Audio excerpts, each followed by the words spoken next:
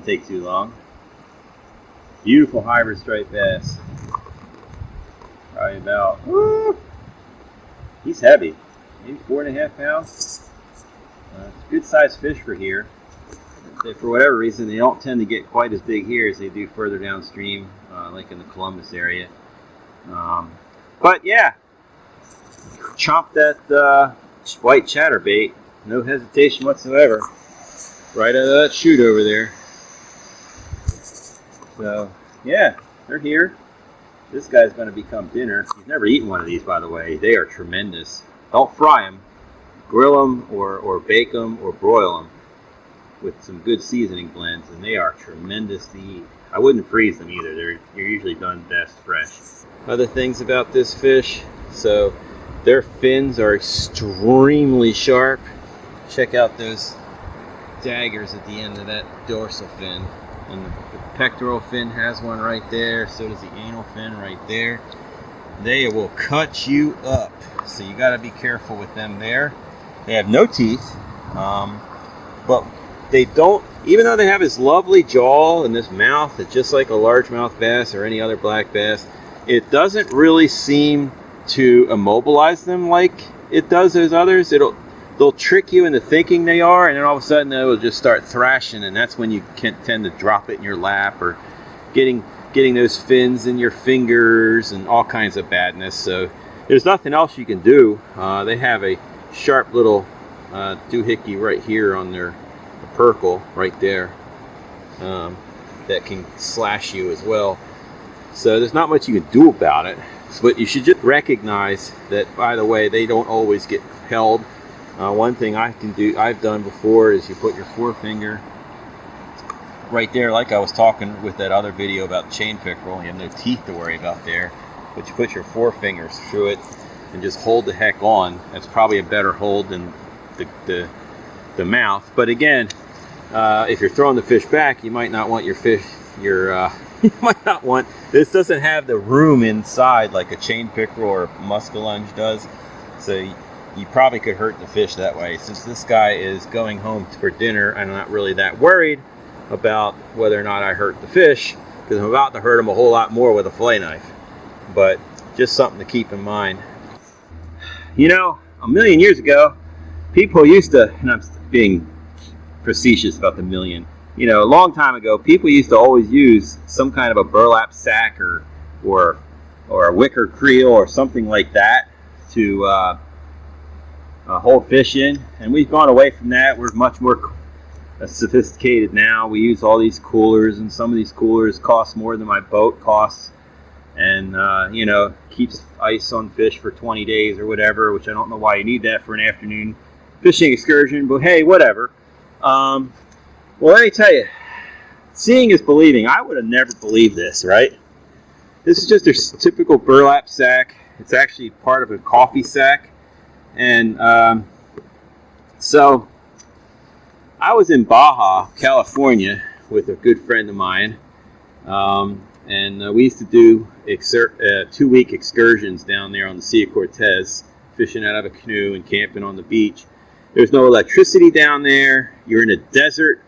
Needless to say, it's not a place that really goes well to keeping ice at camp or anything like that.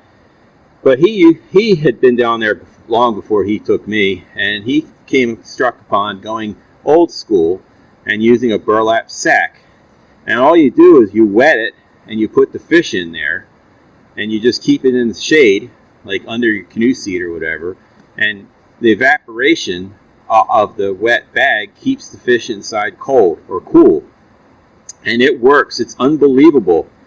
We would go out in the morning, keep a couple fish, put them in that bag, fish until noon sometimes, or even later, and get back to camp and take everything out of the boat, carry everything up to the camp, and then fillet the fish.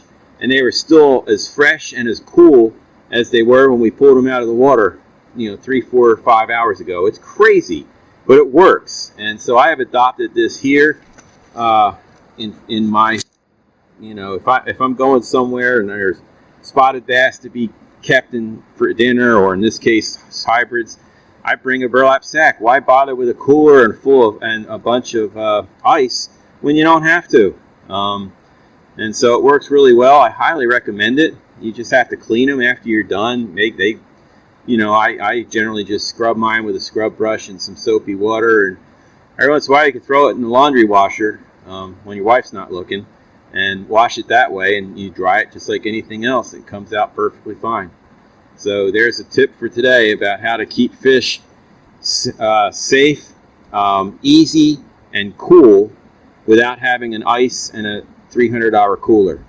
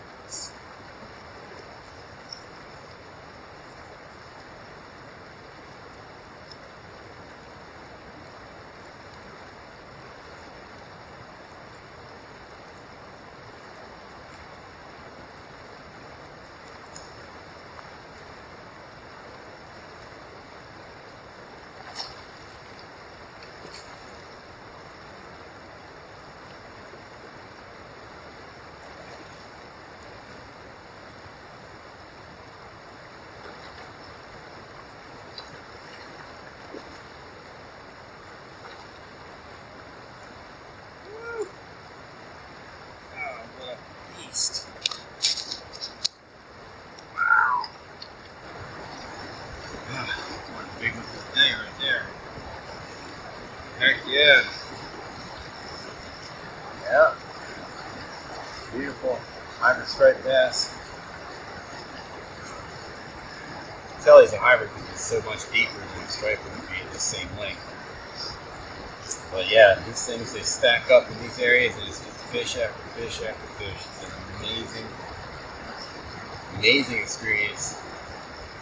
You know, shoal bass, all kind of black bass do have a place in my heart. But this kind of fishing is just amazing. Absolutely amazing. These fish are so strong. You'd swear this thing was twice the size. Pulling drag, running me under rocks. You gotta have stout gear for this. I'm using 30-pound braid and a 20-pound, 25-pound fluorocarbon leader. Because of that, you can't keep them out of the rocks, so you gotta have something to handle them. But this is some awesome fishing. I love it. I look forward to it every spring. So.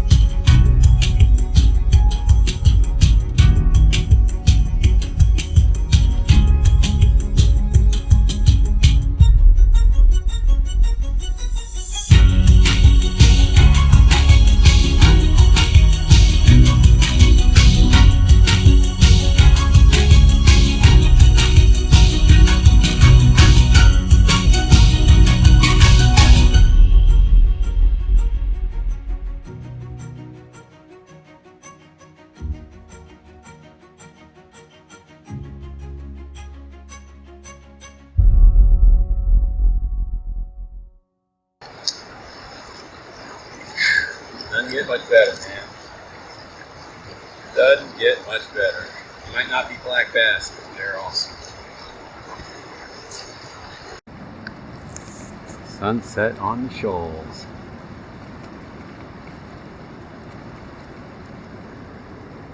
You know you're in a good place when you're seeing that. I'm gonna go catch a couple of those in a second. Man, it just doesn't get any better, you know? It really, really doesn't.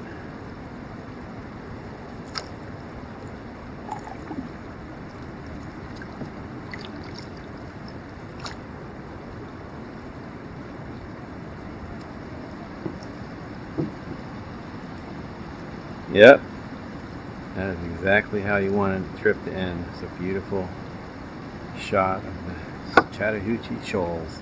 I'm gonna go catch a couple more real quick and call it a night.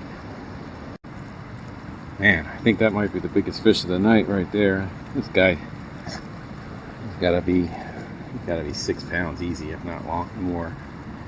He took me for a good old-fashioned Nantucket sleigh ride across the Chattahoochee when he hit. Should have had my boat anchored apparently, because he dragged me all over the shoals. But boy, what an amazing fight that was. This is an older fish for sure, being that big. One of the biggest hybrids I've probably caught. I really haven't fished anywhere where there's giant hybrids. You know, like Texas or some of the other places where they get really big. You can hear the fish busting behind me. This particular place, a 4-pounder is a really good one, and 5 is really big. This is well over 5. I don't know how big for sure, but very impressive. So long, bud. So I'm no striper expert by any stretch of the imagination, nor am I a hybrid striped bass expert, nor did I stay in a Holiday Inn last night. But one thing I have noticed is that as it gets darker, the fish get dumber. They get a lot more aggressive. They'll strike anything. You see them busting over there, and hear them busting over there. I call this magic time, and it really is. It's a question of how long do you want to stay out here, and how late do you want to actually pull out the headlamp to start unhooking these animals, or are you satisfied? I'm not sure. I leave them biting every single time I come here, because you know, I don't need to be getting home at midnight or anything. But at any rate, magic time on the Chattahoochee. Let's see if I can catch one more.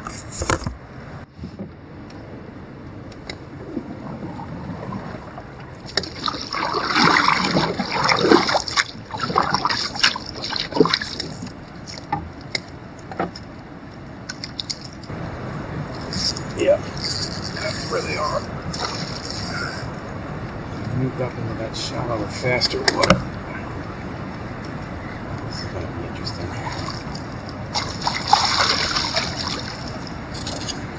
We're shooting rapids. There's a fish on my eye. Alright. God, every one of these things is a monster, too.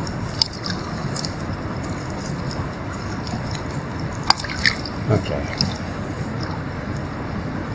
Probably caught 10 of these easy, and yeah, I could have probably caught 40 tonight. When they're like this, it's just a fish a cast until you're tired. I'm not necessarily tired, but this is an impromptu trip anyway, and my wife is probably wondering where the heck I am. So I'm gonna cut bait and head home. But what a great evening fishing for hybrid striped bass on the Chattahoochee River in Valley, Alabama. All I gotta do now is paddle home, and that light right there is home. That's the boat ramp area. So I gotta just navigate down the river and try not to hit a rock or a sandbar. But yeah, great day.